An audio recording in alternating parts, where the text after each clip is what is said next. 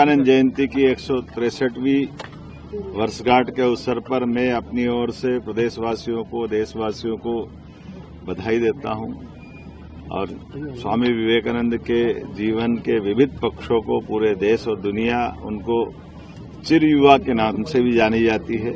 और विवेकानंद जी के जीवन के विविध पक्षों से उन्होंने न केवल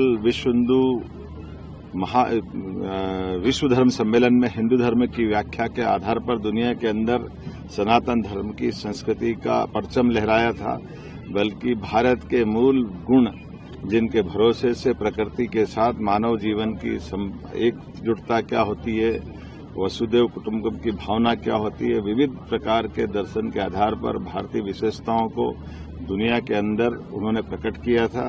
और ऐसे ही योग और योग के साथ सूर्य नमस्कार का जो विशिष्ट महत्व है, यशस्वी प्रधानमंत्री के नेतृत्व में देश भर में आज स्वामी विवेकानंद जयंती अलग प्रकार से मनाई जा रही है। और ये भी एक और कारण है कि समुद्र के किनारे सोमनाथ के मंदिर में भी एक साल तक 1000 साल के पुराने उस अतीत के काले धब्बे के आधार पर जहां देश का मान मर्दन करने का प्रयास किया था, आजादी के बाद सरदार वल्लभ भाई पटेल के नेतृत्व में न केवल सोमनाथ का मंदिर पुनः दुनिया के सामने अपना सीना तान के आस्था और विश्वास के साथ खड़ा है।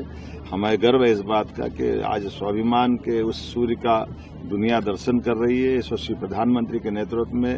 2 हस्त उत्तानासन, हाथों को धीरे धीरे ऊपर उठाइए, पूरी तरह से पीछे की ओर झुकिए। 3 धीरे धीरे श्वास छोड़ते हुए पादहस्तासन की स्थिति में धीरे धीरे आगे झुकिए। हथेलियों को अपने पैरों के पंजों के अगल बगल में जमीन पर टिकाए।